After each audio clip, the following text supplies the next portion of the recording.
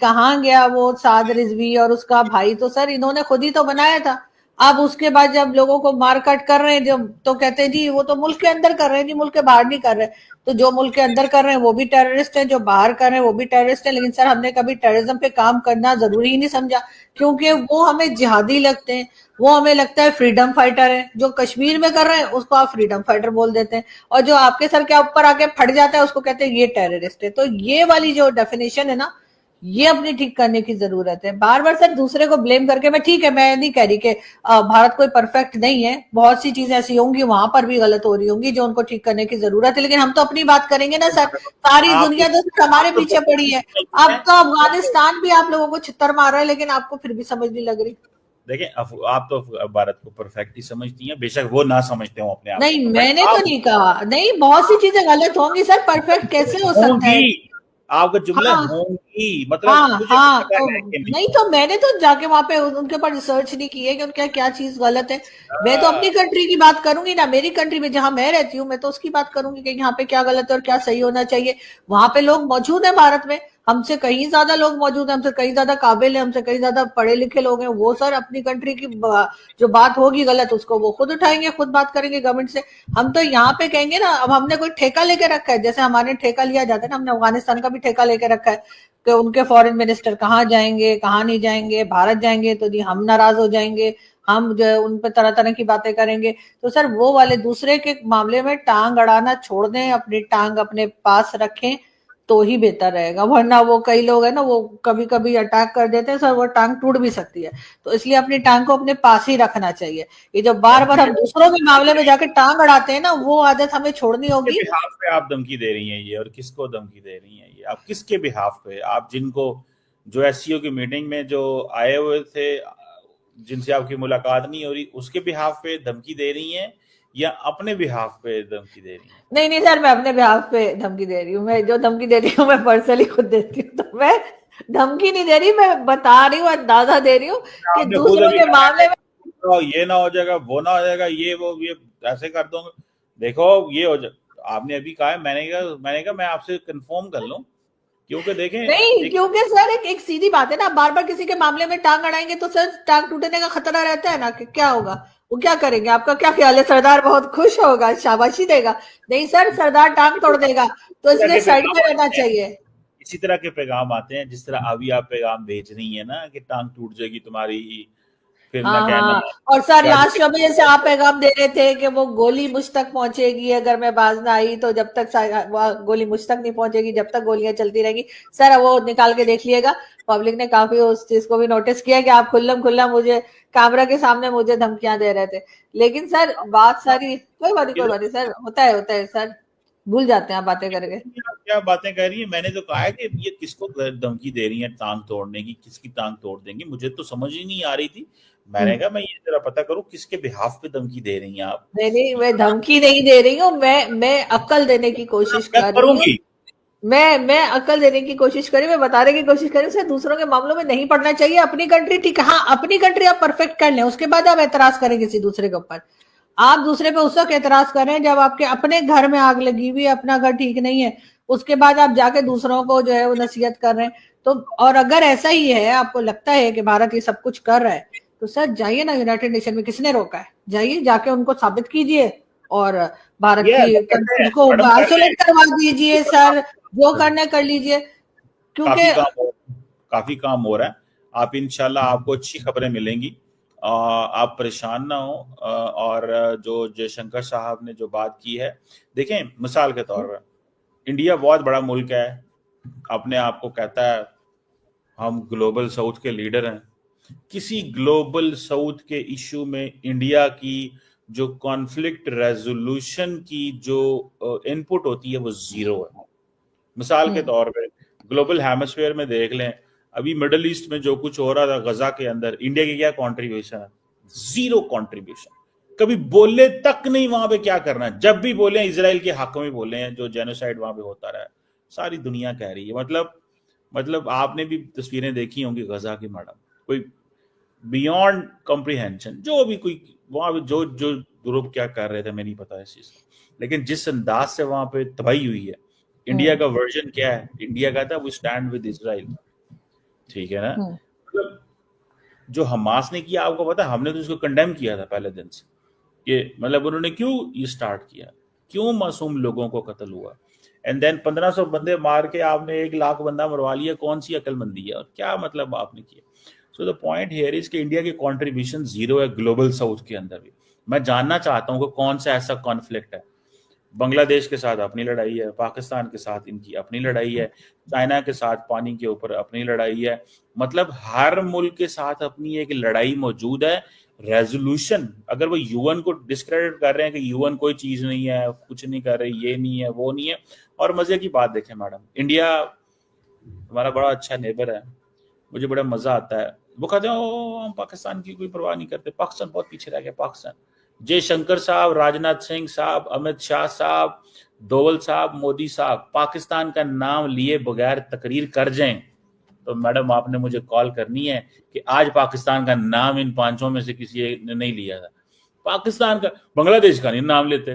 तो सर ये तो हमारे यहाँ भी होता है सर, हमारे प्राइम मिनिस्टर से लेकर आर्मी चीफ तक सर सब भारत का नाम लेते हैं और फिर कहते हैं वो तो अभी तक टू नेशन थ्योरी से ही बाहर नहीं आ पाए। लेकिन सर वो कोई खास बात नहीं है सर, बात ये है कि दूसरे को कमतर बताने के बजाय, दूसरे को ये बताने के बजाय कि उनको कोई पूछ नहीं रहा, एक सेकंड कि उनको कोई पूछ नहीं रहा। कमतर मतलब होता ही डिफरेंट चीज है। कमतर मतलब कि तुम्हारी वो एक और सेंस होती है। मैडम ये लफ्ज थोड़ा सा चुनाव कर लें आप। सर आप पता क्या किया करें सर, आप एक वीडियो बनाया करें, क्वेश्चन बनाए, फिर दूसरा वीडियो बनाए, खुद ही रिप्लाई कर दे, दोनों वीडियो को जोड़ के सॉफ्टवेयर में भेज दूंगी, वीडियो में लगा दे। आप गेस्ट को सुनते ही नहीं है सर। अरे नहीं, आप कमतर लफ्ज गलत है ना मैडम, मैं आपको सच्ची बात बता रहा हूँ, कमतर लफ्ज अच्छा नहीं है ये। नहीं, मैं ये कह रही हूँ कि आप दूसरे को अपने से कम समझते हैं, उसके बाद उनकी आप जो पॉइंट आउट कर रहे हैं कि जी वो इधर नहीं पूछा जा रहा, उधर नहीं पूछा जा रहा, तो अच्छी बात है, आपको तो खुश होना चाहिए कि कोई नहीं पूछ रहा। लेकिन आपको फिर अपने ऊपर इतना काम करना चाहिए पाकिस्तान को कि हमें तो कोई पूछ ले सर, हमें भी कोई नहीं पूछ रहा, उन्हें भी कोई नहीं पूछ रहा, तो चलो मान लिया, लेकिन हमें कौन पूछ रहा है सर? हमें सिर्फ वो लोग पूछ रहे हैं जिनका पैसा फंसा हुआ है कि कब दोगे। वो फोन आते हैं सर हमें कि देखे जी वो आपने लोन लिया था, वो सर ट्रम्प को तो छोड़ ही दे सर, ठीक है मेरी बात सुने सर, ट्रम्प को तो ना, हाँ ट्रम्प की हाँ नहीं ट्रम्प सर, वो हमें तो बस वो लोग पूछते हैं जिनका पैसा फंसा हुआ है ना। चाइना वाले पूछते हैं भाई क्या हुआ, वो सी पैक जो पैक हो गया या नहीं हुआ। उसके बाद सर जो बाकी लोगों से जिनसे हमने पैसा पकड़ रखा है वही हमें फोन करते हैं कि कब वापस दोगे। तो बाकी तो सर हमें कौन पूछ रहा है। अब आप एक ऑपरेशन सिंदूर के बाद आप लोग जो है वो मतलब उसमें से वापस ही नहीं निकल पा रहे हैं, भाई वापस आ जाइए। यहाँ पर लोगों की हालत देखिए, आपको पता है 22% यूथ आपकी जो है इस वक्त जॉबलेस है। आपको मालूम है लोगों की हालत कितनी खराब है, आपको मालूम है नहीं? ऑपरेशन सिंदूर के बाद अब खत्म करें ना कहानी को, आगे बढ़े, लोगों को देखें, या बस सारा बजट अब डिफेंस वालों को देते जाएंगे कि लो जी। ऑपरेशन सिंदूर किसने किया है? नहीं, ऑपरेशन सिंदूर किसने किया का क्या मतलब है? भारत की तरफ से हुआ है। अच्छा, तो उन्होंने किया है, वो कह रहे हैं ऑपरेशन सिंदूर 2.0 होगा। तो मुझे ये बताएं, बात तो वो ऑपरेशन की कर रहे हैं, हम कब कर रहे हैं? हमने कब कहा है कि बनाना मरसूस 2 होगा? पाकिस्तान ने भाई आपने आप बात तो सुन लेना, आप सवाल पूरा बना लें। क्या इंडिया के अंदर ये बात नहीं हो रही कि ऑपरेशन सिंदूर 2.0 होगा? इंडिया के आर्मी चीफ कह चुके हैं, नरेंद्र मोदी साहब कह चुके हैं। कब पाकिस्तान के वजीर आजम ने कहा है कि हम मार्का हक या बनाना मरसूस 2 करेंगे? कभी भी नहीं कहा उन्होंने। तो वहां से मैडम ये जिंगोइज्म आ रहा है आपको। वैसे अब आपको इन्विटेशन आया, अब आपको जरूरी नहीं जयशंकर साहब सारी बातें ठीक कर रहे हो। अगर उनका इन्विटेशन आपको मिल ही गया है किसी वक्त, वो भी जो है नहीं मिला सर, नहीं मिल सकेगी। मैं इन्विटेशन की बात नहीं कर रही, लेकिन मैं ये कह रही हूँ कि उसमें से निकल आए, आप लोग भी जरा बाहर आ जाएं। कभी आप लोग अफगानिस्तान से पंगे कर रहे हैं, कभी आप लोग इधर भारत के साथ टकरे मार रहे हैं। और जो जिस बात के लिए भारत ने अटैक किया था सर, वो जो टेररिज्म के बार बार इल्जाम लगाते हैं, अगर उन ग्रुप्स को आप खत्म कर दें बजाय छुपाने के, तो शायद मसला हल हो जाएगा। बिल्कुल। अभी हाफिज सईद को आपने हाउस अरेस्ट करके रखा है, किसी जेल में नहीं रखा हुआ। इमरान खान को आपने जेल में रखा हुआ है, जो कि प्राइम मिनिस्टर रह चुके हैं, जिनके ऊपर कोई टेररिज्म का इल्जाम नहीं है। इसी तरह आपने बाकी के ग्रुप्स भी हैं, उनके नाम बदल बदल के आपने रखे हुए। पाकिस्तान में कितने टेरर ग्रुप्स घूम रहे हैं, और उसके बाद आप कहते हैं हर चलता फिरता यहाँ पे जो है वो इसी चक्कर में घूम रहे हैं कि जी किसी ना किसी इस तरह के ग्रुप में लोग हैं बहुत ज्यादा, और बजाय उस पर काम करने के, उनको अरेस्ट करने के, लोगों को आप और ज्यादा ये बता रहे हैं कि जी नहीं हमारे यहाँ तो कुछ है ही नहीं, भारत फंड कर रहा है। अगर भारत फंड कर रहा होता सर तो पाकिस्तान में इतनी गुर्बत होती, पाकिस्तान के लोगों का ये हाल होता? कोई जो इस वक्त हालत है पाकिस्तान की, आपको क्या लग रहा है कि भारत को और कोई दुनिया का काम नहीं, बैठ के बस पाकिस्तान में फंड करते रहे? यार सीधा सीधा फंड ले ले, मोदी जी से कहे भाई कश्मीर में या इस्लामाबाद में, लाहौर में, किसी जगह पैसे लगा दें सर, सीधे सीधे बात करें, उसके बाद पीछे फिरते रहेंगे अपना पैसा वापस लेने के लिए सारी जिंदगी। सर आप लोग भारत को इससे ज्यादा सजा या सबक नहीं सिखा पाएंगे, यकीन कीजिए। ये तो सर चलता रहता है, कभी उन्होंने अटैक कर दिया, कभी हमने अटैक कर दिया। असल बात ये है कि आप मोदी जी की जेब से पैसे निकलवा दें, आप उनसे कहे 2-3 billion dollar, 4 billion dollar Pakistan में लगा दें, उसके बाद देखें सर पूरी जिंदगी मोदी जी एक टांग पे आपके पीछे घूमते रहेंगे, पैसा वापस कर दो, आप गोल गोल घुमाते रहिएगा, उससे ज्यादा तो आप लोग कुछ नहीं कर सकेंगे। मोदी जी कहाँ के हैं? गुजरात के। तो गुजरात में ज्यादातर लोग कौन होते हैं? क्या होते हैं? कारोबारी लोग होते हैं। हाँ कारोबारी लोग होते हैं, तो यही सुना है हमने। तो मुझे एक बात बताएं, अगर ज्यादातर लोग वहां पे कारोबारी लोग हैं मैडम, एक सवाल है, कारोबारी बंदा मतलब तो वैसे ही उसका दिल छोटा होता है, उसने कहाँ पैसे लगाने हैं? तो मोदी साहब सर, अरे सर आपने चाइना को रगड़ डाला, चाइना का बेड़ा गर्क कर दिया। चाइना बड़ा बिजनेसमैन बनता था, इधर फलाने की जमीन पे ले लूंगा, फलाने की जमीन ले लूंगा, इस कंट्री को ले लूंगा, उस कंट्री को, आपने चाइना को घुटनों पे ला दिया। तो सर इंडिया क्या चीज है? एक बार पैसा आप बात करके तो देखिए, आप लोगों को पैसा निकालना आता है, आप लोगों को पैसा कमाना नहीं आता है, लेकिन पैसा निकालना बहुत आता है। हर कंट्री से आपने पैसा निकाला है, सऊदी अरब से, गल्फ की कोई कंट्री नहीं छोड़ी। उसके बाद यहाँ तक कि इमरान खान तो अपने जमाने में चावल तक ले आए थे जो वहां पर होते ही नहीं सऊदी अरब में। इसी तरीके से सर चाइना से आपने इतना पैसा निकाला है, हर बार शी जिनपिंग को आप लोग मामू बनाते हैं कि जी आप पैसा दे दीजिए, अब सीपैक 2 जो सॉरी सीपीसी का 2 जो है वो शुरू कर देंगे, 1 किया नहीं है 2 कर देंगे शुरू। उसके बाद सर इसी तरीके से आपने और हर जगह से आईएमएफ के पास 26 बार जा चुके हैं सर, 26 बार आईएमएफ वाले जो है, अब उन्होंने बाहर पाकिस्तान के जो है ना वो फोटो लगा दिया, कहा भाई इन लोगों को अंदर मत आने देना। सर इतनी बार आपने उनसे पैसा लिया, इतनी बार वर्ल्ड बैंक से पैसा लिया, जब वापस देने की बारी आती है तो आपके अर्थक्वेक आ जाता है, फ्लड आ जाता है, कुछ और हो जाता है, उल्टा वो बेचारे और पैसा देते हैं कि ये तो और मुसीबत में हो गए। पाकिस्तानी पत्रकार आरजू काजमी खुद कह रही है कि इस समय पाकिस्तान 2 मोर्चों पर फंस गया, एक तरफ भारत और दूसरी तरफ अफगानिस्तान या यूं कहें तालिबान। तो पाकिस्तानी फौज ये दबाव झेल नहीं पाएगी। पाकिस्तान जिस 2 फ्रंट वॉर पर फंसा हुआ महसूस कर रहा है, उसका मतलब है कि वह एक ही समय में अपनी 2 मुख्य सीमाओं पर तनाव और चुनौतियों का सामना कर रहा है। भारत के साथ कश्मीर सहित लंबे समय से चले आ रहे विवाद और सीमा पार आतंकवाद के मुद्दे हैं। पाकिस्तान को अपनी पूर्वी सीमा पर भारतीय सेना की संभावित कार्रवाई का हमेशा डर रहता है, खासकर महत्वपूर्ण घटनाओं या आतंकी हमलों के बाद। पाकिस्तान और अफगानिस्तान के बीच डूरंड रेखा को लेकर ऐतिहासिक सीमा विवाद है, जिसे अफगानिस्तान की वर्तमान तालिबान की सरकार भी मान्यता नहीं देती।